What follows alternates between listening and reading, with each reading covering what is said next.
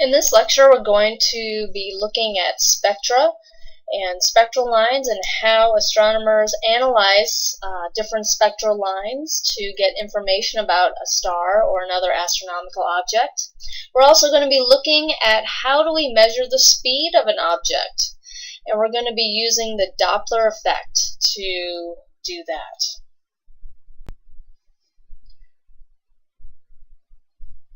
So one thing we can learn about a star just by looking at the starlight is its chemical composition, what it's actually made of.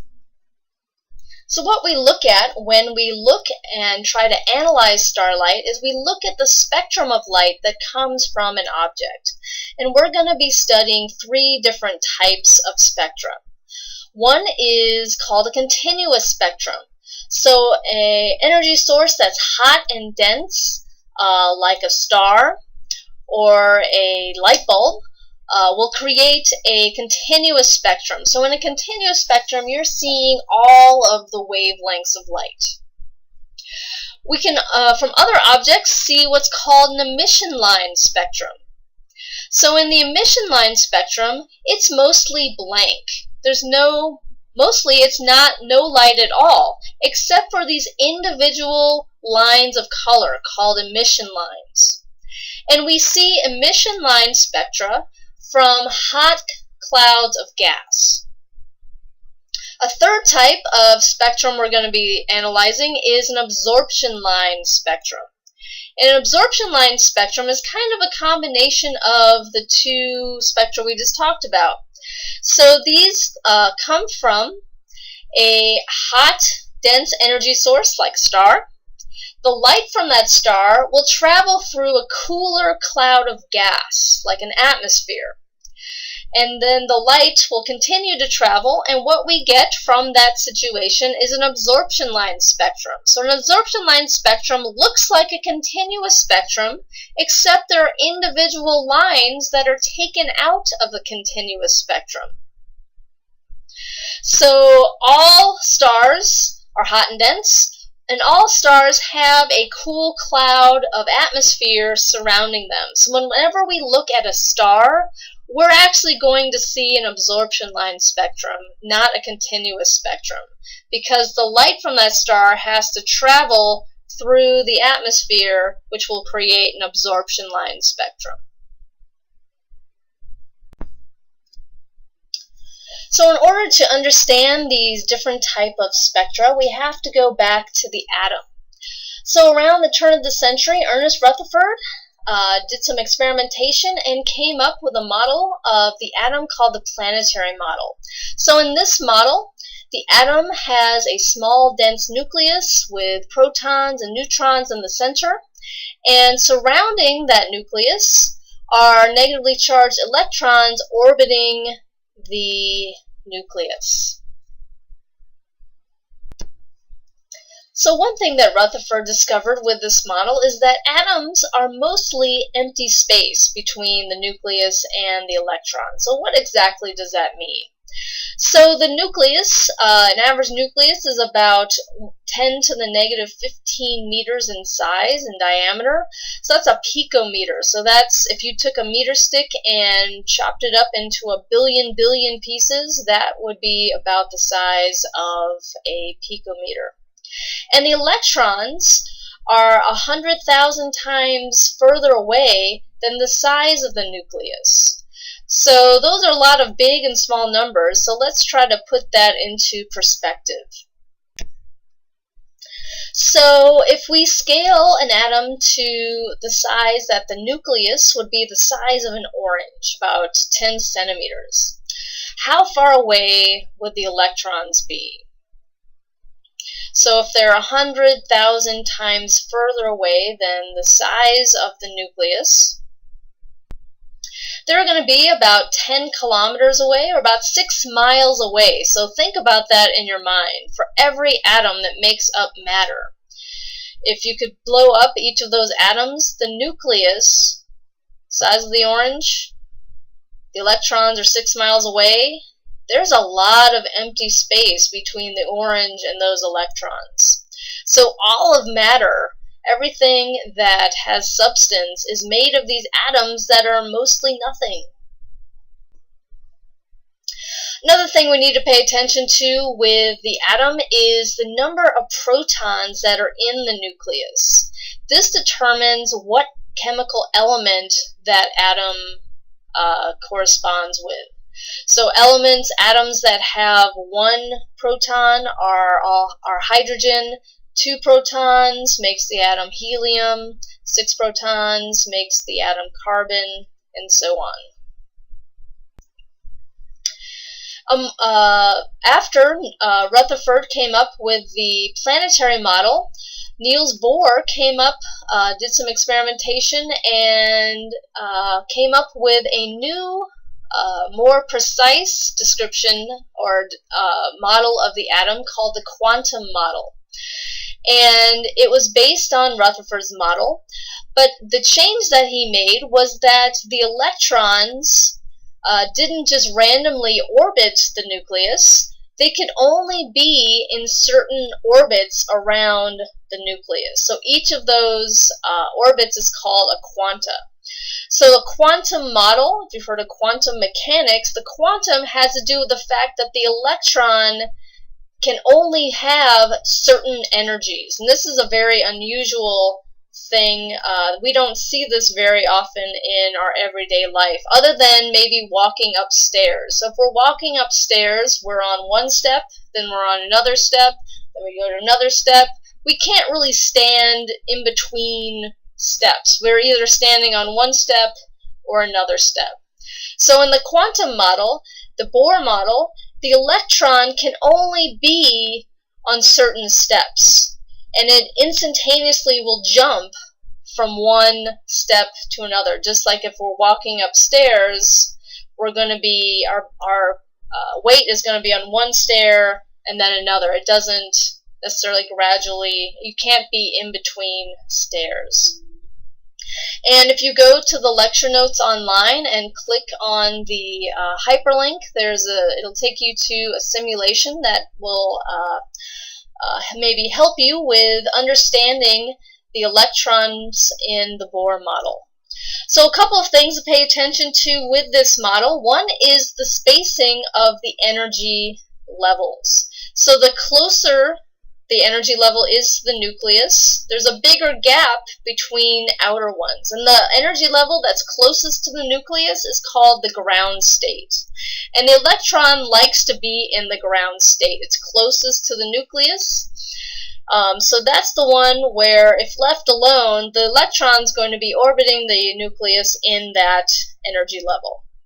But it can gain energy and jump to other energy levels called excited states. So n equals 1 is the ground state, n equals 2, 3, 4, 5 are called excited states, because the electron needs to be excited to gain energy to get to those states. So how do electrons get to these higher energy levels? So in general, there are 2 ways that an electron can jump to these higher quantum levels. One is that an atom can absorb light that has the exact energy needed to jump to a higher stage. Or an atom can be in a hot gas and the atoms are moving around really quickly and they can collide, and that collision will give energy to the electron to get them to a higher energy level. So in this model, we look at light not so much as a wave, but now we're going to look at light as a particle. So around the turn of the 20th century, Einstein calculated that light can behave like a particle. And this is what he earned his Nobel Prize for. It's called the photoelectric effect. And he showed that light acts like a particle. So little particles of light, when they hit a metal, they can knock off an electron on that piece of metal. Just like if you were shooting at something, you could break off part of that object. So we call these little particles or packets of light photons. So the shorter the wavelength of light that photon has, the more energy it has. So just like when we were talking about the electromagnetic spectrum, the bluer the light, the more energy it contains. The more towards longer wavelengths, towards red or radio waves, the less energy that photon contains. So these little photons, these packets of light, if they get absorbed by the atom and those photons have the exact energy that the electron needs to jump to a higher energy level, the atom can absorb that atom or that photon, and the electron can use that energy to move from a lower energy level to a higher energy level.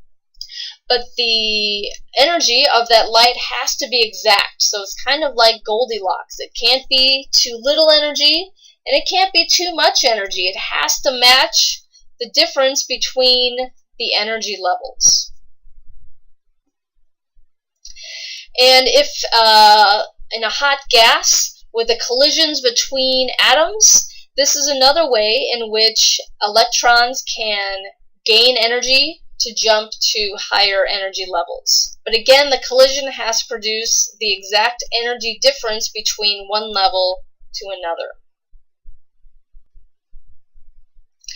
If the photon of light that the atom absorbs is not exact, if it's a little bit too much energy or a little bit too little energy, the electron can't use that energy to jump to a higher level. So the photon of light has to have an exact amount of energy, or the electron can't use it. If the photon of light has way too much energy, or if the collisions between in a hot gas give the atom way too much energy, the electron will be completely kicked out of the atom. This is called ionization. So an ion is an atom that has an uneven number of electrons and protons. So it either, in this case, it lost an electron. It could also gain an electron to become an ion. But ionization in this case means that too much energy was absorbed by the atom, and it literally ripped away the electron from the atom. But once these electrons jump to higher energy levels, they jump right back down very quickly. So they don't remain in these higher energy levels for more than 1/1,000,000th of a second. So in order to jump down, the electron can't have more energy than that energy level allows. So in order to jump back down, it has to give away energy, and it does that in the form of a photon of light. So it can grab photons of light to jump to higher energy levels. To jump back down, it has to give away a photon of light.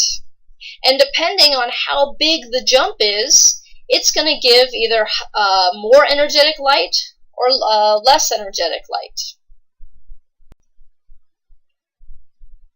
So again, this quantum model describes the different energy levels like stairs. So the electron will instantaneously jump from one state to another. So it could go one by one, or just like a little kid on stairs, it can skip stairs and go either up or down.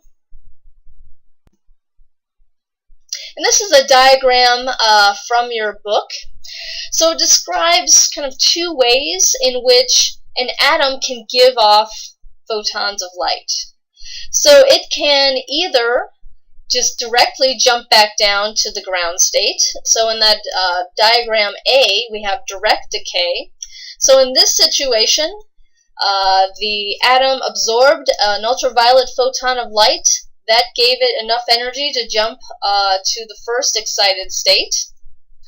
It wants to jump back down, so it has to give away a photon of light with the same energy. It can also do what's called cascading decay. So if it jumps, gets a even more energetic ultraviolet photon, it can jump up to the second excited state. It can just skip over that first one. If it has the right amount of energy, it can go to the second excited state. And from there, it could either jump right back down to the ground state, or it could go from the second excited state to the first to the ground state. So if it makes the whole jump in one, it'll give off it's a bigger jump, so it'll give off a more energetic photon. If it goes step by step from second to first to ground, at each jump, it'll give off a photon of light with less energy. But those two photons it gives off, their energies will add up to the total amount of energy absorbed. So in this diagram, it shows the different levels that electrons can jump to in the hydrogen atom. So again, n equals 1 is the ground state. So in that state, the electron has 0 electron volts. So the electron volt is the unit for energy that the electron has. So in the ground state, it's at the bottom, it has no energy, it can't jump up without getting energy. So in the ground state, the electron has 0 electron volts eV of energy. To jump up to n equals 2, the first excited state, it needs 19.19 electron volts. So in order to make that jump, it has to absorb exactly 10.19 electron volts. If it gets 9 electron volts, can't jump to the first excited state. If it gets 11 electron volts, still can't jump to that state. Has to be exactly that amount. And in this diagram, absorption, you always go from lower energy states to higher. So the atom has to absorb energy to make the electron jump up to higher energy. And emission is created when the electron goes from high to low energy. So if the electron's in a high energy state, it needs to give away some of its energy to get back to the ground state. And the bigger the jump is, either up or down, the more energy that photon has to have. So for example, when the electron is in the ground state, in order to jump to any higher energy state, those are the biggest jumps that the electron can make. So it's going to take a high energy to make that jump. So those are going to be photons of light in the ultraviolet part of the spectrum. So ultraviolet has more energy than visible or infrared. So the amount of energy corresponds with ultraviolet photons of light. So to jump up to an energy level from the ground state, the atom has to absorb an ultraviolet photon of light. To jump back down, the electron has to give away an ultraviolet photon of light. To jump from the first excited state, n equals 2, to higher states, it's a shorter jump, it's a smaller jump. So you need less energy to make that jump. So from the first excited state, you're going to be giving away and absorbing visible photons of light.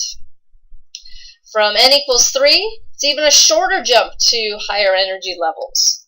So you're going to need less energy to make those jumps. So those are going to be infrared photons that are either absorbed or emitted. So what on earth does this have to do with the 3 spectra that we looked at? So it has everything to do with them. So let's look at each of these in turn. So again, the continuous spectrum, any hot and dense energy source, whether it's a star or a light bulb, is going to be giving off a continuous spectrum. But let's look first at what is happening with an emission line spectrum. So this is created from a cloud of hot gas. So a hot gas has atoms that are moving very quickly relative to each other. There's lots of collisions. And those collisions give energy to the electrons to jump to higher energy levels. So in a cool cloud of gas, there's no emission spectrum because the atoms don't have enough energy to excite the electrons. So the electrons stay in the ground state, so there's no way for these atoms to give off photons of light. But if that cloud of gas is hot, you have collisions. The collisions can excite the electrons to higher energy levels, and when the electrons jump back down, they're going to give away photons of light.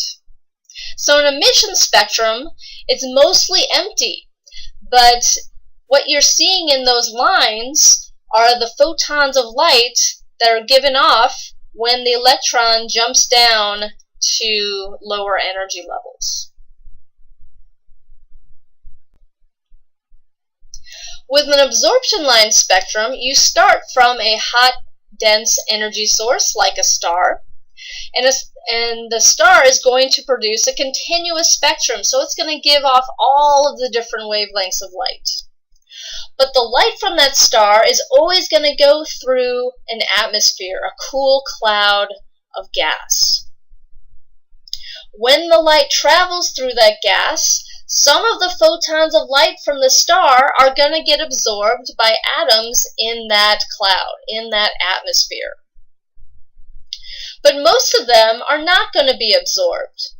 So only a few of the photons are going to have the right energy amounts to be used by the atoms in that cloud. Most of them are not going to be able to be absorbed. They don't have the right amount of energy, so they're going to keep on traveling through and create most of a continuous spectrum. But the photons of light that did match the energy gaps in the atom are going to get absorbed, and they're not going to make it through the cloud.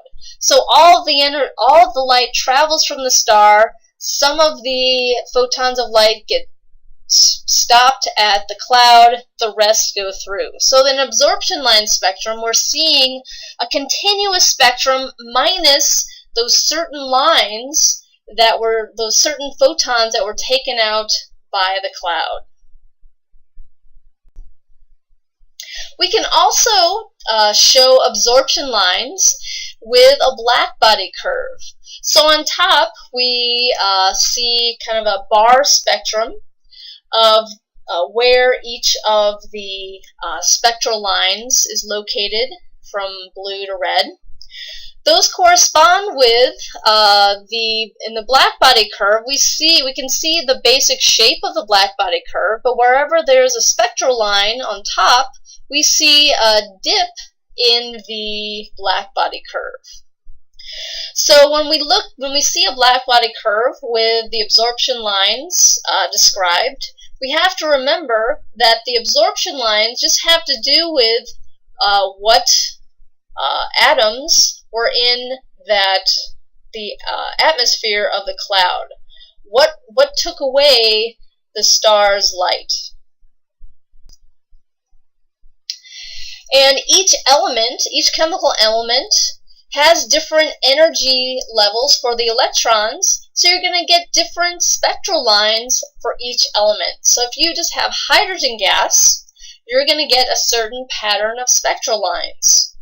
Helium has a different pattern of spectral lines because the energy levels that the electrons have to jump to are different. So if you're looking at sodium, you're going to see two yellow lines. Neon has a whole bunch of red lines. Mercury has its own pattern. So each element is going to have certain spectral lines that scientists have identified. And when you look at a blackbody curve with the spectral lines in it, we can determine what that atmosphere was made of. So in this example, we're looking at the bright star Vega, and on top we see the absorption spectrum for Vega, and in the middle we see the blackbody curve with the spectral lines taken out of the blackbody curve. So no matter what star you look at, it's always going to be an absorption spectrum. You're never going to see a continuous spectrum from a star because all stars the light has to travel through the atmosphere of the star. So when we look at this blackbody curve, again, we're going to determine the temperature of the star and the color of the star by where the peak of the blackbody curve is. So when we look at the blackbody curve for Vega, we see that the peak is in the violet wavelengths. So that means Vega is a bluish star. So Vega is going to be a hot star. And one confusion a lot of people have is when you see these big dips, for Vega, Vega has a lot of blue and violet spectral lines, and not so much in the red and yellow and orange. So it might be easy to say, oh, there are all these chunks taken out of the blue, so there's less blue light, so it must be a red star. But that is not how we determine the color and temperature of stars. So to determine the color and temperature, you're always going to look at the peak. The absorption lines tell you what the star is made of, not the temperature, not the color. So depending on what elements are in the atmosphere, we can identify different wavelengths and trace them back to the elements, the spectral lines for different elements. So the absorption lines are always going to indicate what the star is made of, not the temperature. And you're always going to determine the color and temperature of a star by where the peak is, not in absence of absorption lines. This is what the sun's spectrum looked like if we took all the strips and stacked them on top of each other. We see that the sun, like all stars, has an absorption spectrum in it. And we can analyze each of those spectral lines to determine what the sun's atmosphere is made of. What else can we learn by analyzing starlight? So we can get the temperature of a star, we can get the color of the star. We can also figure out a star's motion. How fast is it moving? And to do this, we're going to use the Doppler effect. So the definition of the Doppler effect is the change in wavelength of light due to the relative motion between the source and the observer along the line of sight.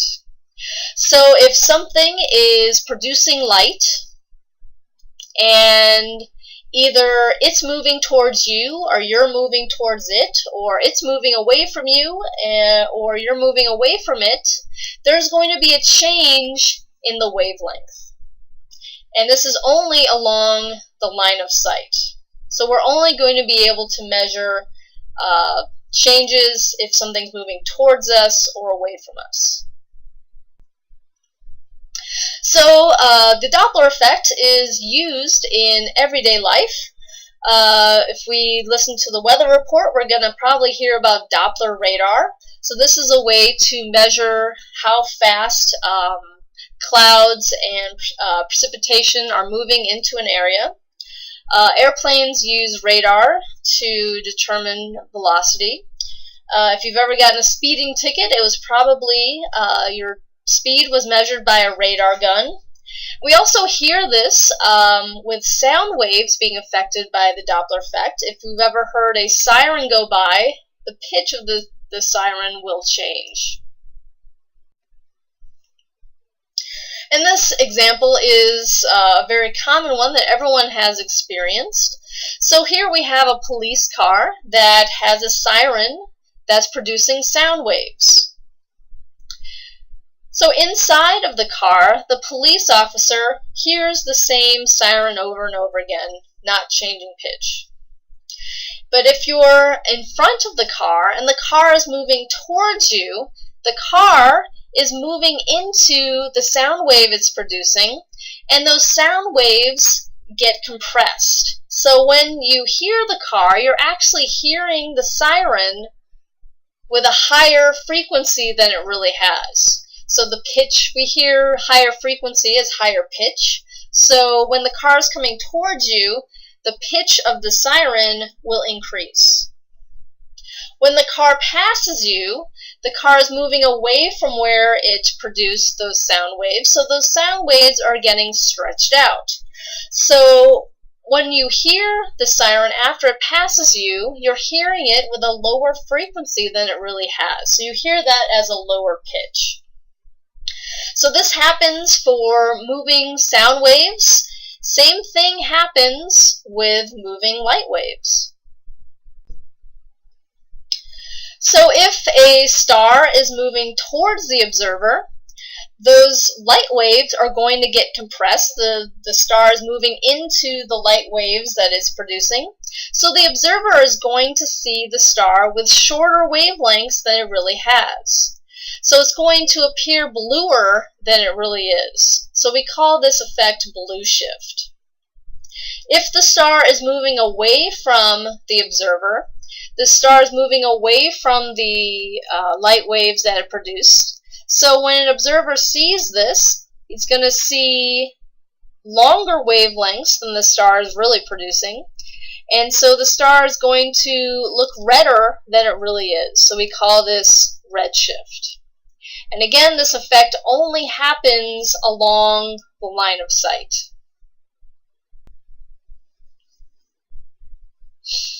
So we analyze the light that comes from the star or the astronomical object, and we see how much the light has been affected by its motion.